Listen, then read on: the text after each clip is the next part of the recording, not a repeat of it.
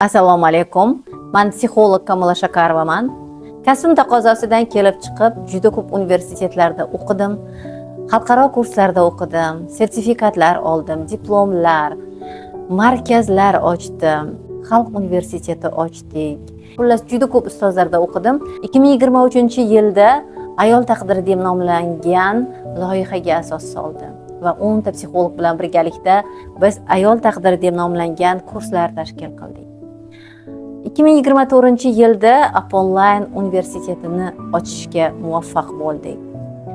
Va qanchadan qancha izlanishlarim jarayonida, darslar o'tish jarayonida, meni treninglarimda qatnashayotgan, kurslarimda, individual konsultatsiyalarda qatnashayotgan insonlarda eng katta og'riq bu munosabatlar ekanini tushunib yetdim. Va juda ko'p oilalar arzimagan narsalarda ajrashib ketayotgani yoki bugungi kunda rivojlanishni istaydi, qayerga borib rivojlansam, qanday rivojlansam to'g'ri bo'ladi degan savollari bor. Kasb taqozosidan kelib chiqib, juda ko'p muammolarga nuqta qo'yadigan bir maskan bo'lishi kerakligini anglab qoldim.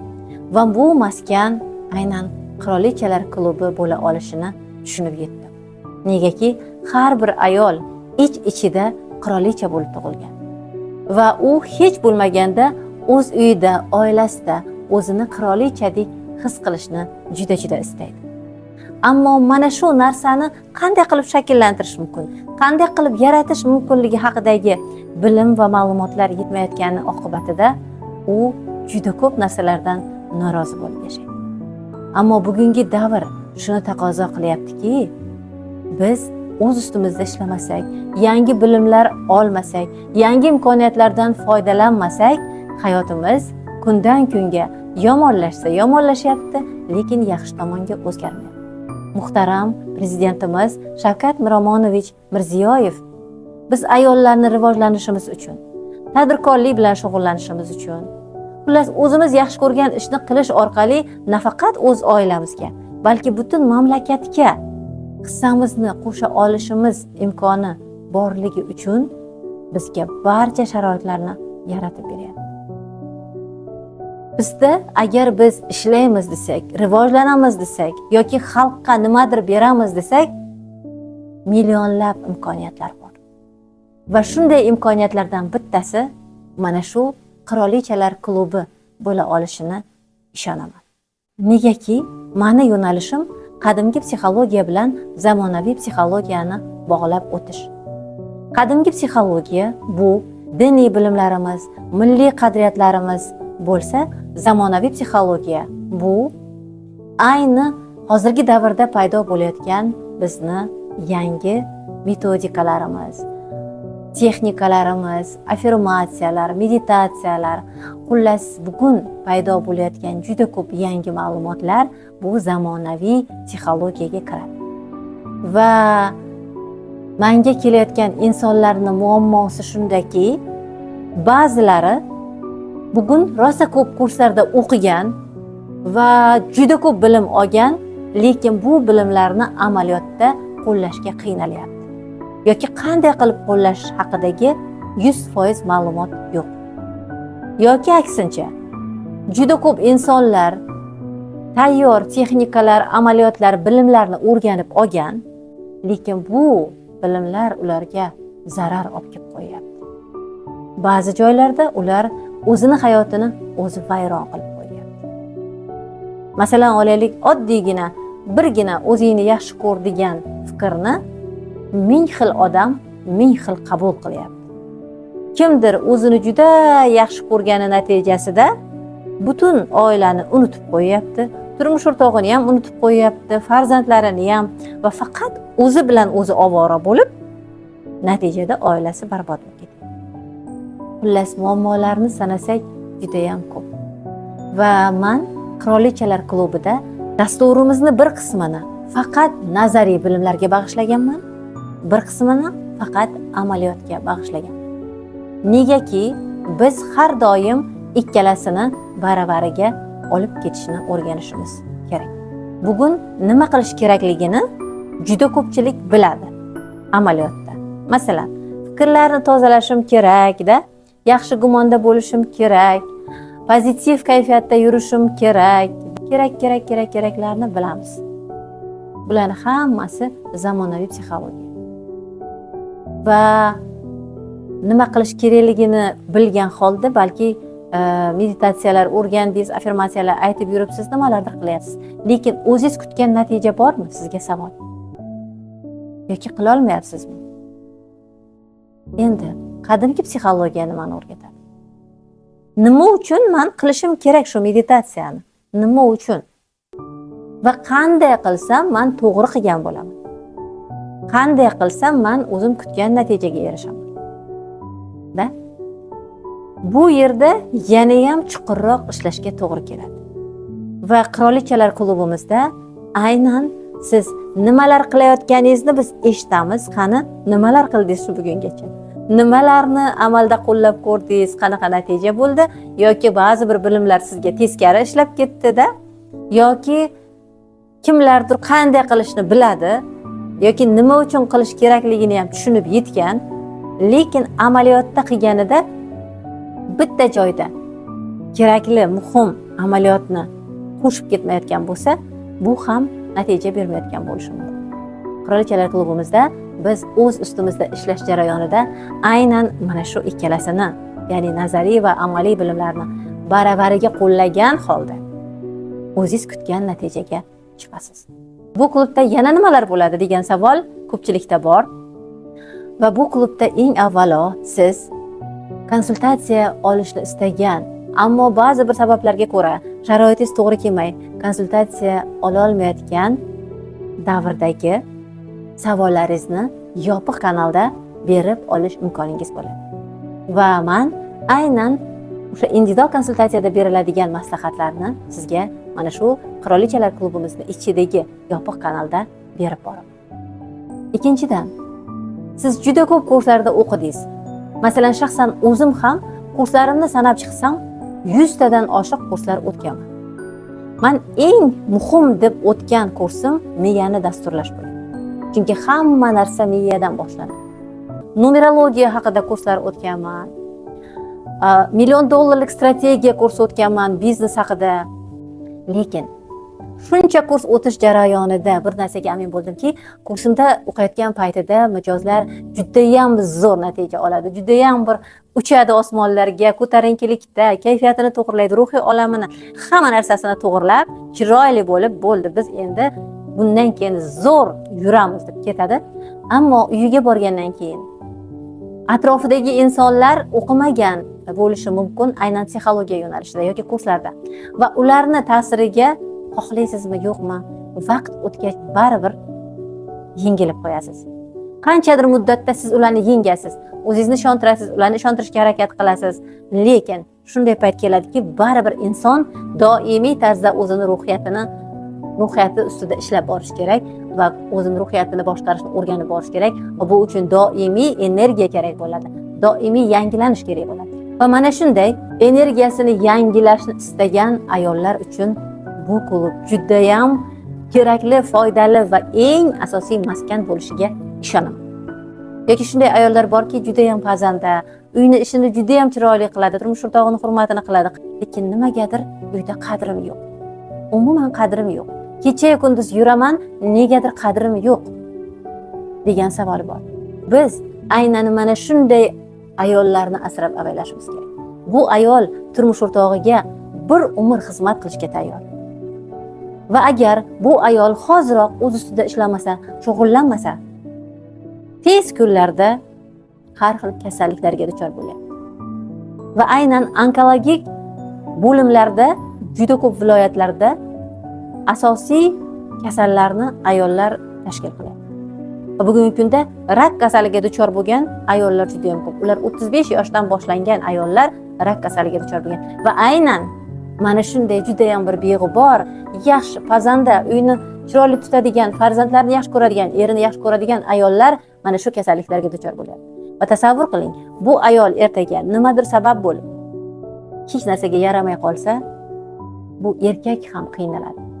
Bu erkakka yana xuddi shunday ayol hayotiga kelishi dargumon. To'g'rimi? Biz aynan mana shunday ayollarimizni asrashimiz kerak aslida. oilaga sog'lik taratadi. Butun farzandlariga, turmush o'rtog'iga bir umr sog'lom xizmat qilishga tayyor bo'ladi. Tushuntira oldimmi? Aynan mana shunday ayollar uchun yoki shunday ayollar bor. Oilam jar ostiga kelib qolgan. Turmush o'rtog'im ajrashaylik deyapti. Men ajrashishni xohlamayman. Lekin arzirli bir sabab yo'q. Bir-birimizni tushunmaymiz. Nima qilsam bo'ladi? Yoki erim faqat telefonda ovora, men bolalar bilan zerikaman, nima qilishni bilmayman, erim men bilan ko'p gaplashmaydi, yoqqa bu yoqqa olib bormaydi, nima qilay? degan savoli bor ayollarda. Oila jar yoqasida turibdi. Oilani asrab qolish kerak. Oila bu muqaddas dargoh. Turmush o'rtog'ingiz siz bilan ajrashgani bilan u baribir kimgadir yana uylanadi. Baribir yana bitta ayolni olib kelishga majbur. Chunki inson oilasiz yasha olmaydi. Yoki siz ham baribir qachondir kimgadir turmushga chiqishingiz mumkin. Chunki bugungi kunda juda ko'p yosh oilalar ajrashish arafasida. U butun umrini hali yashash kerak, u yolg'iz yashay olmaydi. To'g'rimi? Yoki erim xiyonat qildi, kechira olmayman. Nima qilsam bo'ladi? degan savol bor. Ayollar bor. Yoki erim menga bir so'm pul bermaydi. Ishlaganini o'zi sarflaydi, uyga nimalardir olib keladi, lekin menga ayol sifatida men o'zimning shaxsiy xarajatlarimga hech qachon pul bermaydi. Nima qilsam bo'ladi? Va bu ham ayolni zeriktirib borgan. Ayolga kerakli narsalar juda ham ko'p. Biz ayollarni shunchalik mayda-chuyda rasxotlarimiz borki, bularning hammasi yig'ilib, bilasizmi qanaqa bizga stress beradi. Va siz o'z turmush o'rtog'ingizdan pul olmasangiz, kimdan olasiz degan savol bor. Va nima uchun ola olmayapsiz? Balki o'z ustingizda ishlab, siz mana shu turmush o'rtog'ingizni ko'nglini topib, turmush o'rtog'ingiz bilan munosabatlaringizni yaxshilashingiz kerakdir balki. Aslida erkaklarda ham yomon niyat yo'q. Erkaklar ham mana shu oila uchun yashayapti. Shu farzandlar uchun yashayapti, ishlayapti. Ular ham imkon darajasida harakat qilyapti. Lekin ularni o'z ustida ishlab, psixologga borib, treninglarda qatnashib yurishga vaqti bo'lmasligi mumkin. Lekin biz ayollar bu muammoni qanday qilsam hal qilaman degan savollar ustida ishlashimiz kerak. Va shaxsan o'zimning hayotimda ham juda ko'p xatolar bo'lgan. O'zim ham psixologiyani o'rganmasimdan avval bilimsizligim oqibatida juda ko'p xatolarga yo'l qo'ygan. Va bu xatolarda aslida hech kimning aybi bo'lmagan. O'zimni ham aybim bo'lmagan. Shunchaki bilimsizligim bo'lgan. Shunchaki oila haqida, er-xotin munosabatlari haqida, erkaklar psixologiyasi haqida, ayollar psixologiyasi haqida hech qayerda eshitmaganmiz. Va qayerdan bilamanki, men o'sha erkaklar psixologiyasi mutlaqo boshqa dunyo, meni psixologiyam mutlaqo boshqa dunyo va turmush o'rtog'imga uni psixologiyasidan kelib chiqib men munosabat qilishim kerakligini. Yoki turmush o'rtog'im ham qanday qilib meni tushunsin, u ayollar psixologiyasi haqida umrida eshitmagan bo'lsa. To'g'rimi? U o'zini psixologiyasidan kelib chiqib munosabat qilaveradi, men o'zimning psixologiyamdan kelib chiqib munosabat qilaman va natijada nima? Birimiz bog'dan, birimiz tog'dan kelamiz. Va qanday qilib aqllik bo'lsin, qanday qilib uyg'unlik bo'lsin. Lekin har bir oila aql yashashni xohlaydi. Har bir erkak ham, ayol ham oilada aql yashashni xohlaydi. Men bironta insonni ko'rmadimki, xoh erkak, xoh ayol, men erim bilan urushib yashashni xohlayman yoki xotinim bilan doim janjal qilib yashashni xohlayman degan insonni uchratmadim 55 yoshga kirib. Bugungi kunda juda ko'pchilik psixologiyani tushunib ulgurdi va bironta yangi davraga borib qolsam, psixologman desam bo'ldi. Savollar ketidan savollar. Va har bir insonni xohishi yaxshi yashash, sog'lom bo'lish, aqlli yashash. Hozir meni eshitib turgan, mana shu yerda ko'rib turgan har biringizni xohishingiz ham shu emasmi aslida? Baxtli munosabatlar emasmi aslida? Lekin mana shu baxtli munosabatlarni qayerda o'rgansak bo'ladi, Kamol opa degan savolingiz jaranglab turgandir ichingizda. Qayerga borsak biz mana shu turmush o'rtog'imiz bilan munosabatni zo'r qila olamiz. Yoki qayerga borsak biz ichimizdagi hamma savollarga javob olamiz. Yoki menga ustoz kerak, Kamol opa. Bitta ustoz kerakki, xohlagan paytimda, xohlagan savolimni so'rab olish imkoni bo'lsin. U ustozni qayerdan topay degan savolingiz bordir. mana o'sha davra, mana o'sha qirolichalar klubi sizni barcha savollaringizni eshitadigan, barcha savollaringizga javob beradigan va bizni yopiq klubimizda istagan paytingizda, istagan savolingizda menda mana shu savol bor, hozir men nima qilishim kerak? Yoki biz doimiy rivojlanishda bo'lishimiz kerak. Hattoki biz o'qib ulgurgan, kurslarimizda olgan bilimlarimizni qo'lladik va endi yangi darajaga ko'tarilish payti keldi va yangi odatlarni shakllantirdik. Endi yangi odatlarni qanday qilib yaratishimiz kerak? Yoki yangicha odatlar yaratganimda meni yaratgan munosabatlarim turmush o'rtog'imga yoqmayapti. Endi nima qilay degan savol bormi? Yoki men juda ko'p narsani o'zgartirdim. Allohga shukr, natijalarim juda ham ko'p. Psixologlarga rahmat. Lekin ayni paytda yana bitta muammom bor. Mana shu muammomni qanday qilib hal qilsam bo'ladi? Shu muammom haqida kimga gapirib bersam bo'ladi degan savolingiz bormi? Bugun imkoniyatlarimiz juda ham ko'p. Allohning o'zi bizga biz tayyor bo'lgan paytimizda eng zo'r ustozlarni oldimizga olib kelib qo'yarkan. Eng zo'r bilimlarni oldimizga olib kelib qo'yarkan va siz ham uyingizda o'tirib dunyoni har qanday nuqtasidan mana shu klubga qo'shilgan holda bizni bu yerda berib borilayotgan ma'lumotlarimiz bilan tanishgan holda hayotingizni butunlay o'zgartirish imkoningiz bor. Men bunga kafolat beraman. Chunki men o'zgartira oldimmi, siz ham o'zgartirasiz. Men hayotimni 180 gradusga o'zgartirdim. Men buni kafolat berib ayta olaman. Avvalo yaratgan Allohimga ming shukronalar aytaman. Bunday bilimlar berganiga va bu bilimlarga amal qilib o'z hayotimda qanchadan qancha muammolarimni to'g'ri hal qilishni o'rganganimga Allohga shukr. Yoki mana shunday sizlarga ilm berish imkoniyatini menga berib qo'ygani uchun Allohga shukr. Kimnidir hayotini yaxshi tomonga o'zgarishida bittagina holatda sababchi bo'lsak, Allohning o'zi bizga savoblar yozar ekan. Alloh hech kimni qiynalib yashashni xohlamaydi. Hech kimni ajrashishini xohlamaydi, muammoga ko'milishini xohlamaydi, yig'lab yashashini baxtsiz munosabatlarda yoki g'urbatda, janjalda, xullas hech qanaqa yomonliklarni aslida xohlamaydi. Hattoki Qur'onimizda bor. Bandasi o'ziga o'zi zulm qildi degan joylar bor. Qachon inson o'ziga o'zi zulm qiladi? Qachonki qulog'i ochiq, eshitmaydi, millionta odam kelib shuni o'rgan desa ham yo'q, men bilaman deb turib olish bu noto'g'ri. Yoki ko'zi ochiq, hamma o'zgaryapti. Qo'shnisimi, dugonasimi, yana kimdir aslida avval mutlaqo boshqa inson edi, ya'ni bilim olmasidan avval unda ham muammolar bor edi, unda ham masalan ajrashish darajasiga kelgan holat bor edi, lekin o'z ustida ishlab bilim oldida oilasida o'z hurmatini, o'z o'rnini yaratdi. Ko'rib turibdi ko'zi bilan.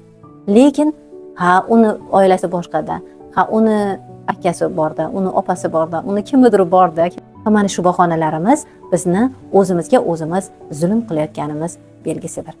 Shunday ekan, qirolichalar klubimizga albatta a'zo bo'ling. Bu yerda berilishi kutilayotgan ma'lumotlar har bir ayolga suv va havodek zarur va siz birgina klubga qo'shilish orqali bu yerda ham kurslardan ma'lumotlar berib boriladi, ham o'sha marafonlar, bir martalik darslar, mastermindlar, savol-javoblar, juda ko'p narsalar kiritilgan. Jonli uchrashuvlar, bayramlarni birga nishonlash, zerikkan paytingizda borib shunchaki o'tirib ko'rishib keladigan hamfikr dugonalar orttirasiz.